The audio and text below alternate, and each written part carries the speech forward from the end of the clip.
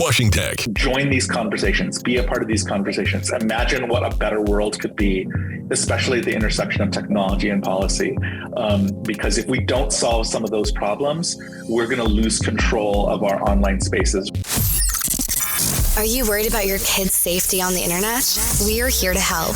WashingTECH's 5-step checklist will take you through the process of protecting your kids, and will give you tips on how to set up the best parental controls for your children on their devices.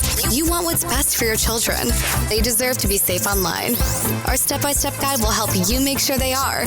Download WashingTECH's online safety checklist today to protect your kids online. Find it at protectyourkids.online. That's protectyourkids.online.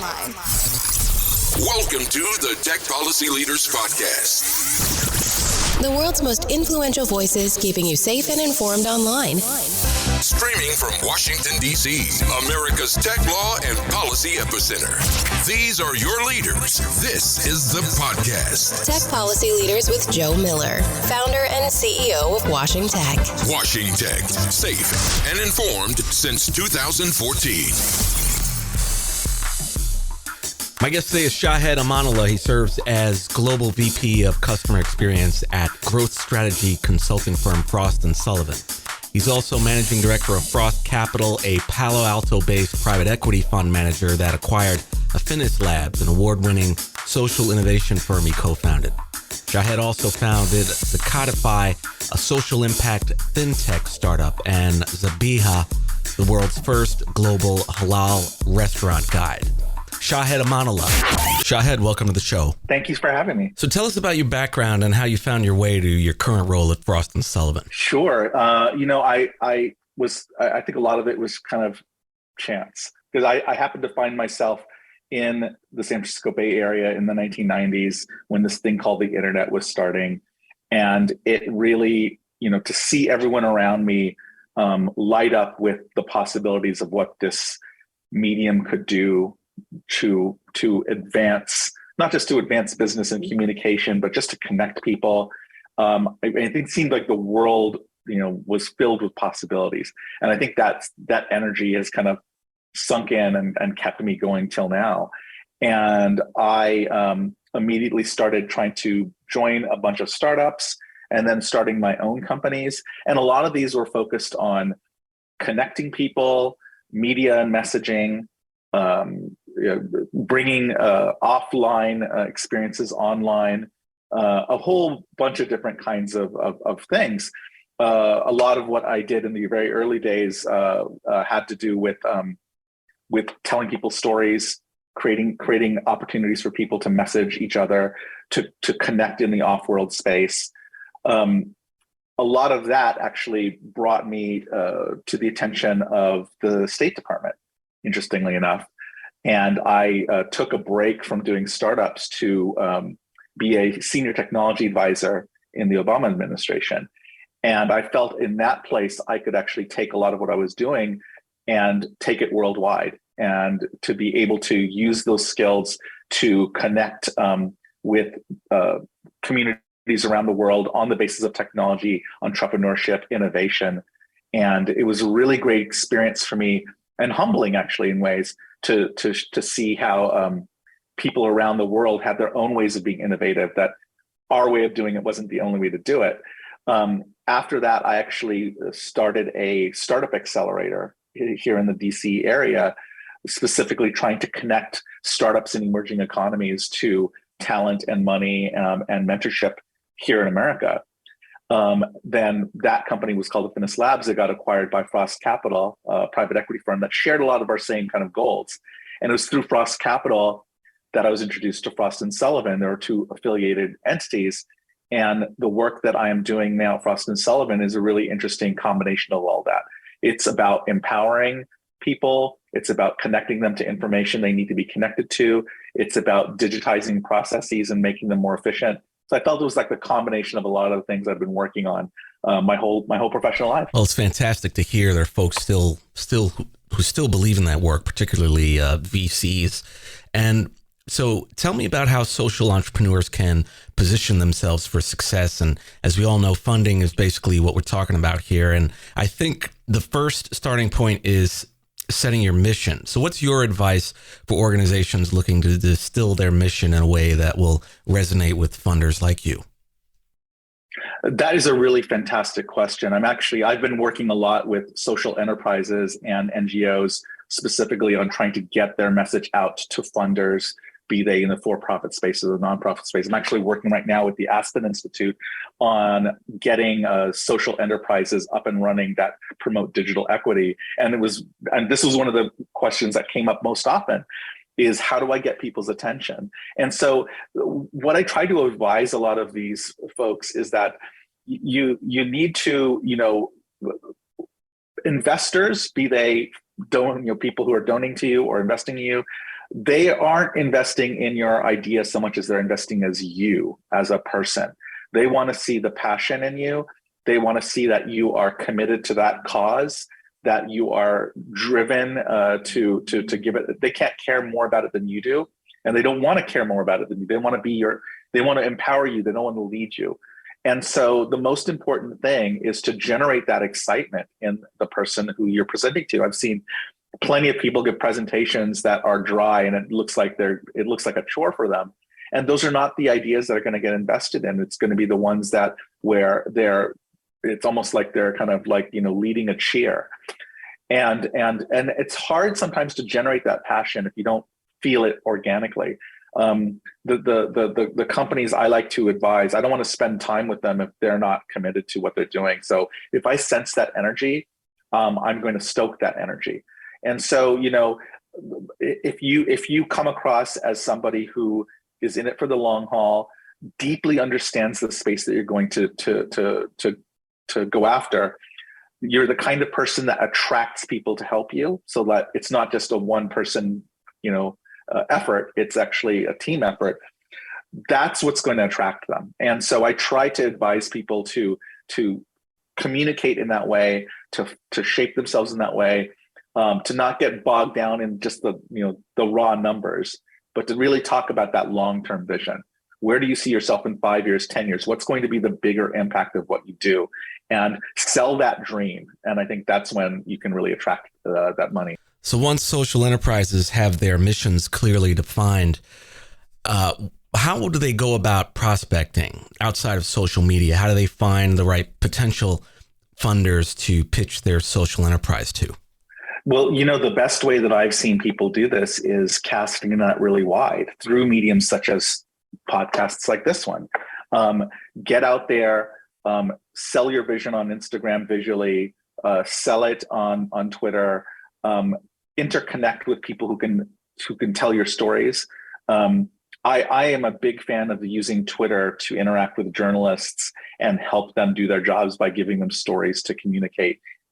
Whether it's yours or anyone else's, and by connecting with those hubs of information that can amplify your message, I think that's the best way to do it.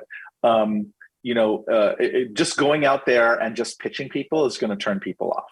So you have to go and I think the best way to do it is to say, this message that I'm sending you about what's possible, someone's going to do it, whether it's me or someone else. But I want you to buy into that message, that the reality of what's going to happen. And then I want to sell you on me being the one that can make that happen. And so if you keep telling that story in online spaces, you're going to catch the attention of these people, because they are also trolling these networks and they're trying to figure out put their finger on the pulse of what's going on. And I know a lot of people are afraid of, well, if I put my idea out there, someone's going to take it or someone's going to, hijack it. And that's a legitimate fear, but you have to believe in your own ability to be the best person to do that. It goes back to what I was saying about passion. If you're truly passionate about it and you feel like you live this and breathe this better than anyone else does, you shouldn't be afraid of telling that story.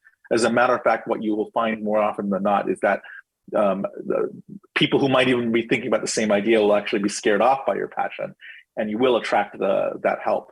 So, don't be afraid to just get out there and tell your story in as many mediums as possible.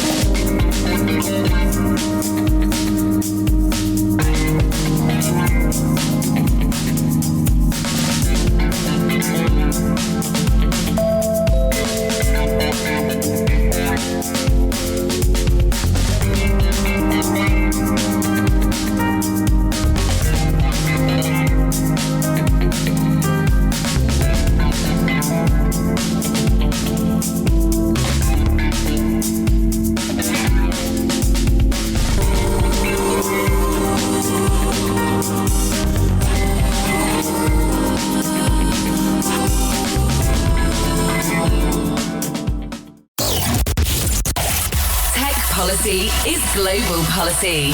This is the WashingTECH Tech Policy Podcast, serving the world. So what are some common pitfalls, Shahed, when it comes to some of the proposals you've seen? What kinds of things have you found to be most effective in social enterprise proposals? So, I came of age in a time, I remember the first startup that I got funded with angel money. I was literally able to write the idea on a napkin and people would bring out their checkbooks. And we don't live in that world anymore. It's a much more sophisticated fundraising environment. People don't just go on things like that. Right. I meant years ago, prior to September 11th, you could just walk into places. I mean, some places had security, but the vast majority of them didn't. You could simply go up to a person's office that you wanted to meet with, and the conventional wisdom at that time, when you were trying to find your first job or whatever it was, to sit in the reception area and just wait for a meeting with the person you wanted to connect with. Yeah. Times have definitely changed for sure. Yeah. Yeah. You have that old idea of the elevator pitch where you just trap yourself in the elevator with someone, and while they're a captive audience, in 30 seconds, you tell them your idea. Exactly. Yeah. And I did that. I mean, I would hunt down VCs at conferences and I would walk next to them for 30 seconds and try to do it. And sometimes that actually worked to at least get some face time. But we don't live in that world anymore. People are much more discerning and discriminating. People have been burned. And this is true of the nonprofit space. It's true of the for-profit space, both. And I do lump those two together often because a lot of the tools we talk about are applicable in both cases. So one of the most common pitfalls is being able to tell the idea to someone and expect that they're going to join you. What people are much more looking for now is a proof of concept. They want to show that you can, I'm a big fan of the MVP, show at a small scale that you can deliver the promise that you're making. And then you approach people for funding to amplify that. And then, a lot of the questions they have, half of them will go away in terms of, can you do it? Do you know how to, achieve that good? Is it verified by the person that, is consuming what you're producing? Those questions are answered. Now it's just about, and the remaining questions about scaling it up. Well, scaling it up is kind of a science, and people have solved it's a solvable problem. And so that's something that people are much more willing to fund. And in the case of a for-profit venture, you're giving away a less equity in your idea because you've already proved it. And you want to get to the point where people are approaching you to fund you, and you're not approaching them to get money. And that the best way is to kind of prove it, at a small scale. And that's the most, this is the biggest pitfall I've seen, because some, people have approached me saying, I have this idea to do this. And I'm like, and they're like, can you help me? I'm like, well, you haven't even started yet. So what am I helping? Because if I help you at this point, then I'm a co-founder and, I want more than just, to be put on an advisory board at that point. So that's the most common pitfall I've seen. What are some organizations and conferences you'd recommend for social entrepreneurs to join or attend? So that's a really great question, and particularly as we emerge from COVID and people are thirsty for kind of human contact again. I think the last couple of years have proven that you just can't do it all online, that you are trapped in your house and you really do need to get out there and show people that you're a real person. And advance the conversation farther than you could in a Zoom call. As far as conferences, I can speak for myself. I've been attending and speaking at South by Southwest for the last 15 years. That's a huge venue for me, particularly to do my networking, because it's so fragmented that I can find my particular niche. I would recommend anyone who is looking to go to conferences and offline events, to find those niche events that are very specific to what you want, right? Maybe so like, for example, some of the nonprofits that I'm advising are in the criminal justice space, for example. Well, find where those people gather and gather allies and friends there. If you're working in particular spaces like podcasting or whatever, you find those conferences. I have a friend who's a true crime podcaster, and she is an avid, attendee of offline conferences that are just specifically for true crime podcasts. Find your people, get them excited about what you do. They're going to be the ones that are most interested in what you're doing anyway. Now that we're emerging from COVID, they're all over the place. People are really thirsty to do that. And I've literally started companies with people that I've met at these conferences. And so, I couldn't list them all. You need to kind of go find out where they're emerging, but find those smaller places, not necessarily like the bigger ones are great to cast the net really wide. But if you're already starting something, you want to go find that small group of people. And when it comes to tech law and policy, what are some areas that you think are ripe for unique or interesting solutions to problems that funders would be eager to solve?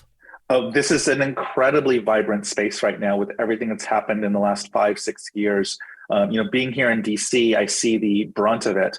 I see where all the questions that people have and people are running to government to try to find out how we're going to bring order to this chaos, how we're going to protect privacy, how we're going to, stop misinformation, the spread of misinformation. And there's a role for everyone to play, but we just haven't settled that out yet. And so now for anyone who is interested in this space, now is a great time to bring solutions to the table. Because, I've interacted, and I've been a part of the government space that's dealing with the changing online landscape. I know they don't have all the answers. I've also worked very closely with Facebook and Google on this particular issue, on misinformation. And, I know for a fact too that they're, as well-meaning as they are, they don't have all the answers either. And so this is a great time and to be a part of that creative process. And there's a lot of both private and government money that's available if you've got some solutions that have promise. Shahed, there's no way to quantify the extreme value you have just provided to everyone listening who's interested in starting a social enterprise. So thank you so much for that. What are some final ideas you'd like to leave with us before we close, and where can we find you online? So first of all, I love having these conversations and I'd love to continue it. You can find me at @Shahed on Twitter, my first name. That's the best place to have these conversations. The thing I would like to leave people with is that, every couple of years, people think that all the good ideas are taken and done, all the good ideas have been executed on. And the world proves every couple of years by flipping the table that we could use new ideas. And so, join these conversations, be a part of these conversations. Imagine what a better world could be, especially at the intersection of technology and policy. Because if we don't solve some of those problems, we're going to lose control of our online spaces. We're going to lose control of our environment. All the benefits that we've accrued are going to disappear. So now's the time to actually, for everyone to come together and put some structure to this. And it's an exciting space to be in. It really is. So I invite people to it. Shahed Amanullah is Managing Director at Frost Capital. Shahed, thanks for joining me. Thank you so much. WashingTECH.